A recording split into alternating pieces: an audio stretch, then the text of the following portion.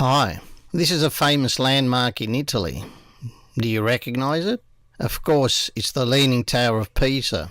What do we know about it in terms of its dimensions? It's about 56.67 metres tall on the shorter side, and the angle from the horizontal to the angle that is leaning is about 86 degrees, as you can see. Now, let's look at a point towards the left where the hedge is. It's about 9 metres. Can we work out from the information the length of that longer side of that triangle? What method can we use? Perhaps Pythagoras' formula comes into play. What is it? There it is, Theorem of Pythagoras. C squared equals A squared plus B squared. Do you recall that from your triangle properties? Let's apply that to this triangle. We have the information there. I'll call A 9 metres and B will be 56.67, as you can see there. And of course the length of the other side, let's call that C. So substituting those values into our formula, we have C squared equals 9 squared plus 56.67 squared. Simplifying that, we have C coming out to be about 57.38 metres. But hold on, there's a problem there. Do you know what it is? What do we know about Pythagoras' formula? Under what situations does it apply? Yes, the angle in the triangle must be 90 degrees, a right angle. So our calculation here is incorrect. Well, if we can't use Pythagoras' formula, how can we work out the length of C? Is there any other method or formula we can use? Well, the answer is yes. In fact, depending on the type of triangle, the information that we have, there are two rules that we can use. They are called the Sine Rule and the Cosine Rule. And each of those can be used with non-right angled triangles. That means that the triangle does not have to be a right angled triangle. Let's look at the Sine Rule first. To be able to use the Sine Rule, there are two situations. Either you will have to know two sides of the triangle and one angle, or you need to know one side of the triangle and two of the angles. There's the triangle. I've labelled the vertices A, B, C and the sides A, B, C, and look carefully at where the letters for the sides are. Little a is opposite big A, little b is opposite big B, and little c is opposite big C. This is so we can refer to the formula which is there on our right. There it is. The first one is sine A over A equals sine B over B equals sine C over C. What do you think that means? There are two equal signs. Is that an equation? No, it is not an equation, because an equation must have only one equality, equal sign. This is two. Now what this means is we can actually break it up. We can write either sine A over A equals sine B over B, or sine B over B equals sine C over C, or sine A over A equals sine C over C. There are three possibilities. You choose whichever one is appropriate for the information you have. Now, a variation of the formula is quite simple. If you flip, or as we say, take the reciprocal of each of these terms, you obtain this formula here. In other words, you've turned everything upside down. Now, why can we do that? How useful is that? Well, the first one you would use if you wanted to work out one of the angles, because that's on top, on the numerator. If you want to work out one of the sides, A, B or C, it would be easier to use the bottom formula. We'll see that with some examples. There's the first one. We have our triangle. We have two angles. One of the sides we know is 8 and the other side is what we want to work out, side C. Now, which of these two formulas do you think we will use? Well, to work out a side, it's easier to use the second formula.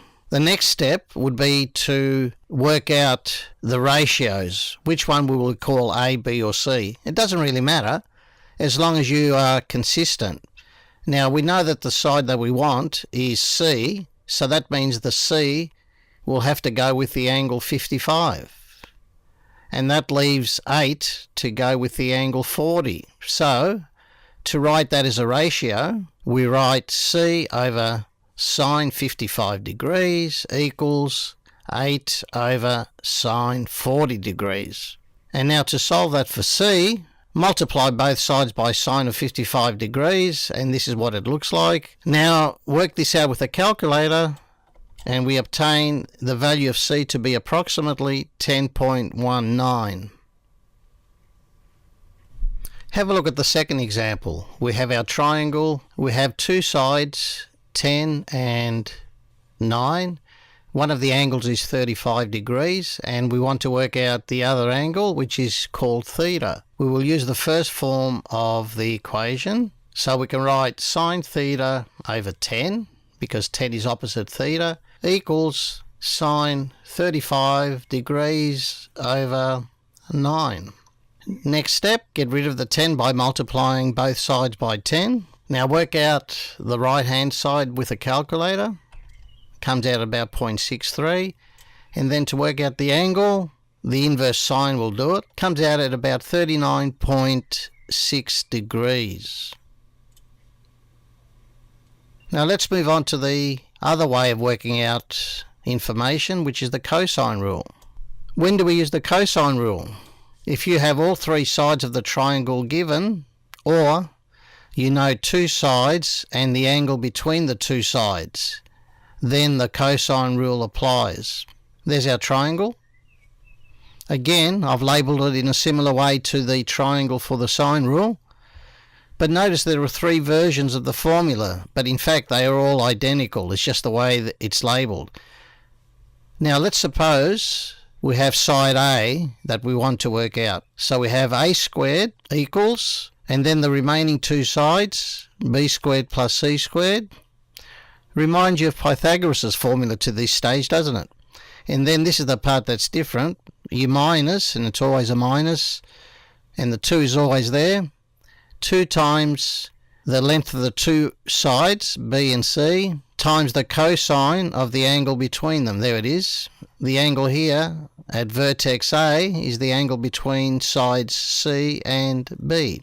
Now we can do exactly the same thing for each of the other sides. If I use B, I have B squared, and of course that means in the formula I would use the other two letters, A and C, and you get that. And similarly, if I start with C, I will get C squared equals A squared plus B squared minus 2AB cos C.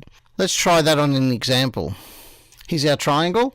We know two sides, 5 and 12, and the included angle, the angle between them, is 55 degrees. We want to work out side C. So we can write using our formula, and we can use this third one.